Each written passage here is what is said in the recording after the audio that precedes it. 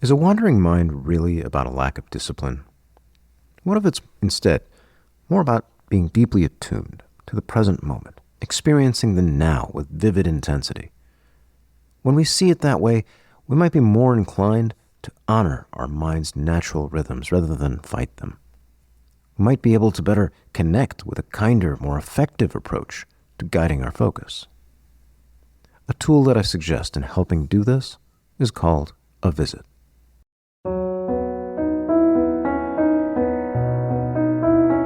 Welcome to the Rhythms of Focus podcast for wandering minds who are tired of feeling that they have to force themselves to make things happen. Maybe know that when things line up well, that tendency to wander actually becomes a powerful wave of focus. I'm Dr. Kourosh Dini, fellow wandering mind. It wasn't that long ago that I struggled to make things happen, whether it was to remember when to pay a bill, do things over time, or look at a list without feeling repulsed. Fast forward through years of study and practice, I can now not only deal with the world, I can be creative, playful, and engage in the ways that make sense to me. I can be a doctor, musician, father, still play games in the evenings. I've created this podcast to share these ideas so you can do the same, hopefully with a lot less of the troubles I needed to go through to get here. Whether you have ADHD, deal with anxiety, or just suffer from a powerfully creative spirit, I invite you to join me in this weekly podcast to start finding your own way to a calmer, more intuitive space. Please note, I'm not functioning as your doctor, psychiatrist, psychoanalyst, therapist, or otherwise. This is here for education, if not entertainment, and I do hope you enjoy it.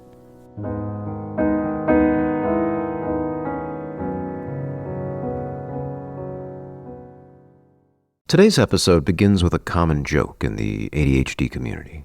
It goes something like this. There are only two forms of time, the now and the not now. That's the joke. I do think it's funny. This exists and everything else doesn't. But this insight captures really the deepest truth of the issue at hand. Imagine looking through a magnifying lens. At its center, everything is vivid and detailed, but then the edges blur into this obscurity. This magnified mind works similarly, not in space though, but in awareness. We amplify the now, making it rich and intense, while the not now, future plans, past commitments, meanings outside of our current awareness. These fade into this distant haze. This heightened focus can be both a gift and a challenge. On the one hand, it allows for deep engagement and creativity, while on the other, it can make navigating daily life feel overwhelming. Imagine walking around with magnifying lenses over your eyes all day. Our emotions themselves are huge. The emotions of worry, of I don't wanna, of I'd really rather do that. All of them, in this massive size, become consuming. They become our worlds.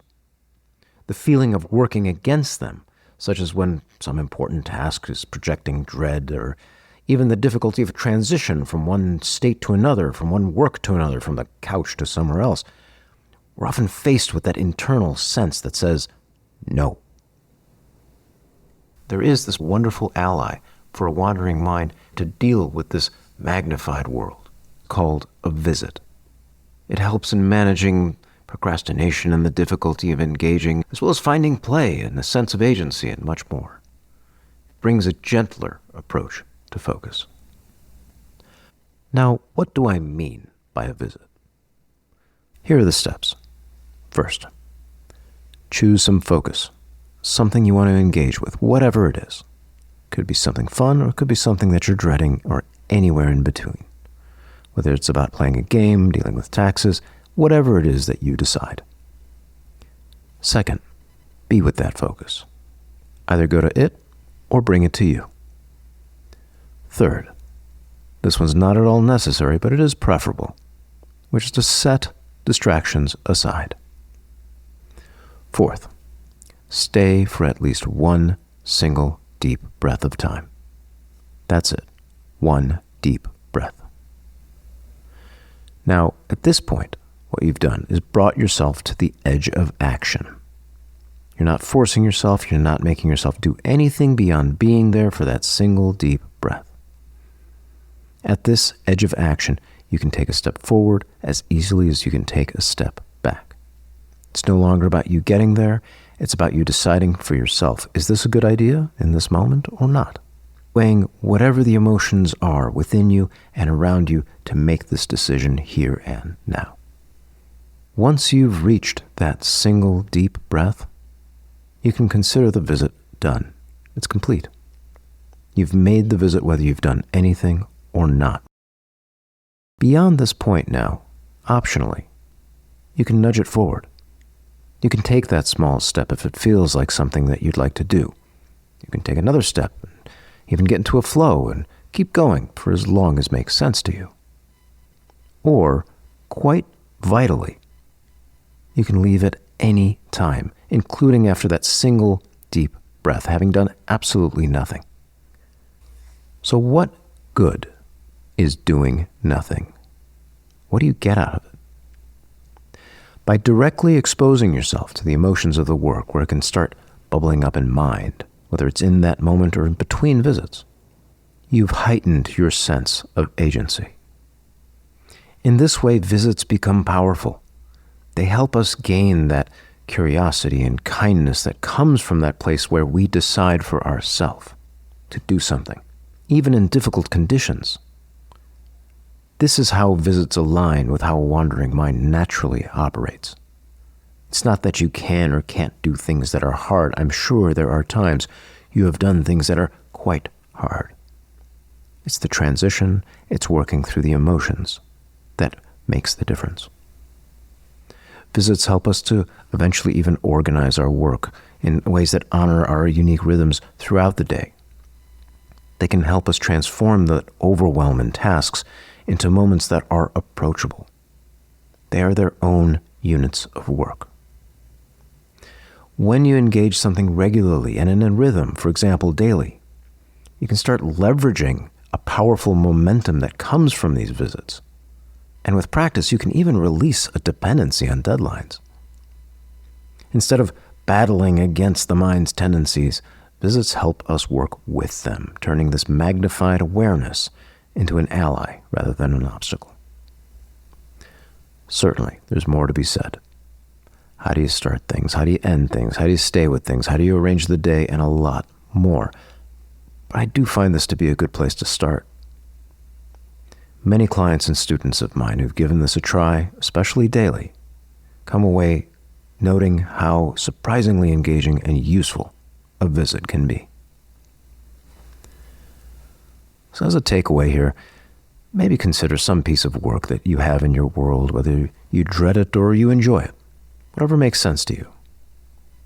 What if you tried to approach it as a visit, where you show up, stay for that single deep breath, and then decide what you'd like to do at that time?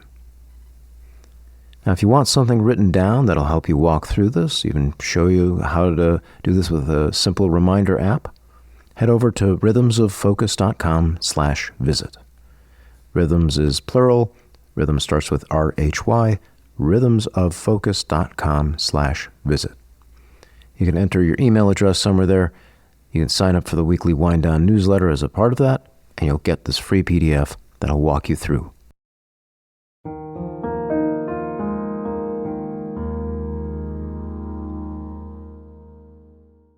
Now, this idea of a visit being a unit of work was born as a result of a lesson that I'd received from my piano teacher, Marie, years and years ago. She's someone that I respect deeply and more so with every day that passes.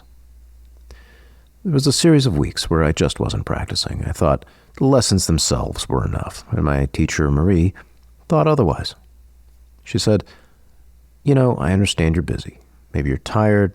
You probably have quite a lot to do. Maybe you want to spend time with your friends, do some homework. Here's what I suggest. No matter how tired you are, how busy you are, if you can physically do so at least once a day, touch the piano keys. Just touch them. It seems odd to just touch the piano keys, but more and more I realize how right she was. There's something absolutely crucial to that daily visit that happens in any craft, in anything we do. Even if it's for only a moment, we expose ourselves to the emotions that are there. It helps keep the fires burning, gives wind to the sails, starts the spark.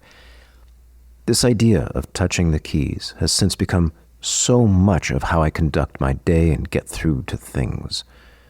It's the reason why I can have a podcast, play at the piano, conduct my business as a therapist, a psychiatrist, be with my family, and more. The following piece of music is a result of a series of visits where I have been studying someone else's composition. This is Beethoven's second movement of the Sonata No. 14, also known as the Moonlight Sonata. A lovely piece, and I do hope you enjoy it.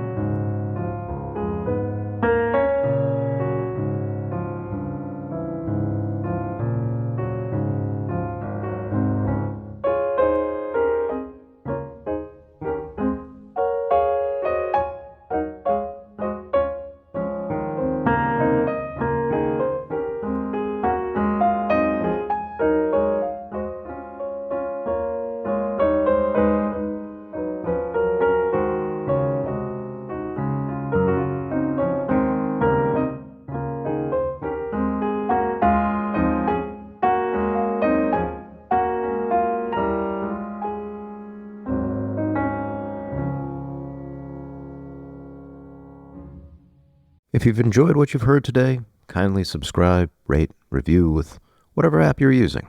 If you're on the Apples, press the Apple buttons. If you're on the Spotifys, press the spots. If you're on the YouTubes, press those things, whatever the things. And if you're feeling especially generous, consider leaving a review. Maybe mention your favorite piano piece or just say hi. Your support helps more wandering minds find this podcast.